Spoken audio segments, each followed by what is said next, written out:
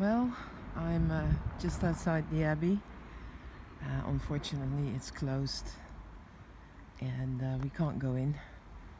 And the ruins of the Abbey, well, this is the only way I can see them now or and show them to you. But people that have been here know that there's a wonderful park that surrounds grounds that surround the Abbey ruins, and there's so much history here. And it's a magnificent place just to even not just the ruins but also the grounds with a lovely pond with big fish, and there's an apple orchard, and usually every year we have here the extravaganza, which is a big concert organized by the Glastonbury Festival, for the people, for the town of Glastonbury. You do have to pay though, it's not for free, but you get some really brilliant musicians here and good bands. But that's not going to happen this year, I'm quite sure. Now the Abbey has a good history, good and bad history, but it goes way back to, I think, even 5th, 6th century, when they started to build the first buildings, churches and chapels.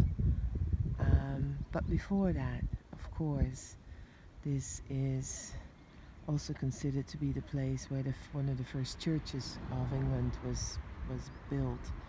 Probably just a wooden shack or something very simple construction.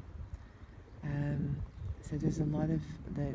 Yeah, there's history connected to that, to Christianity, and of course the ruins were destroyed in 1539 by the army of Henry VIII, who wanted to change religion. We all know that story. And yeah, now it's just ruins. And before that, it was a thriving Christian center, really. It was one of the major religious centers in the country. I think this was about you can say was the Jerusalem of England. And so lots of histories. And Glastonbury, the town of Glastonbury profited from that, of course. Lots of trade, lots of action going on, markets, etc.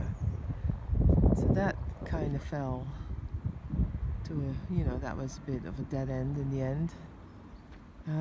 Oh, I can see the tour from here. I don't know if you can. I'm just gonna do this. There she is. So there's a lot. Oh, and the graves of Arthur and Guinevere were supposedly to have been found here in the 11th century. And there's a story to that. There had been a fire at the Abbey, and lots of pilgrims used to come always there to visit the Abbey. But then there was a fire, and they didn't have the pilgrims anymore. And so suddenly, when they were digging in the graveyard, they found the graves of a tall man and a woman who still had some blonde hair, apparently. And these were the graves of Arthur and Guinevere. And so, of course, pilgrims came from far and wide to see them, or to see the graves. And nobody knows what happened to those graves after Henry VIII's army destroyed the ruins. So mystery. But then Glastonbury is full of mystery. So I'm in an empty parking lot. This is normally quite busy and buzzing. And I'd like to show you also this building, which is has an important function for people who visit Glastonbury. This is the Glastonbury Information Centre, and it holds actually not just all information about activities and accommodation, whatever an information centre would have, but it also holds something typical Glastonbury, as I call it, the Pilgrim's Reception Center. Now, what is so different? What is so different about that? Well, there's many people who feel called to come to Glastonbury, Avalon. But when they come here, they don't sometimes know where to start. It's like they're on a quest, on a pilgrimage. And they like to know more about places to visit that have to do with that, with Avalon, the goddess, you name it. And then they can get some information here at the Glastonbury Information Center. So it's just, it's for everything really. It's where you get the best fish and chips, and where can you find the goddess temple. All here in Glastonbury. That's why it makes it so unique. Now I'm going to show you a lovely painting, mural, which is hopefully going to take you to Glastonbury, Avalon. Here we are.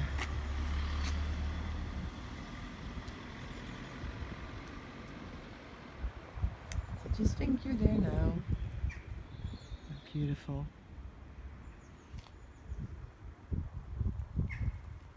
And there's some pictures, big pictures of some of the attractions here in Glastonbury.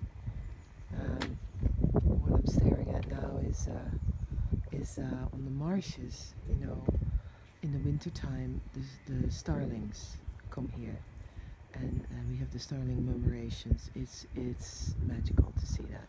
Magical. So if you ever want to come to Glastonbury around between November and February, you gotta see that. And then also, of course, a picture of the Chalice Well.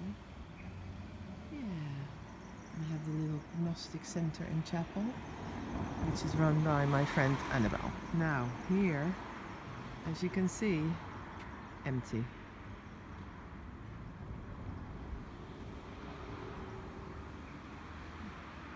And we would love to see people again when everything's over. So we hope to see you then.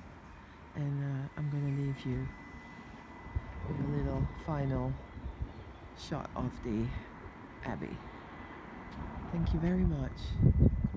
Thank you for being here with me.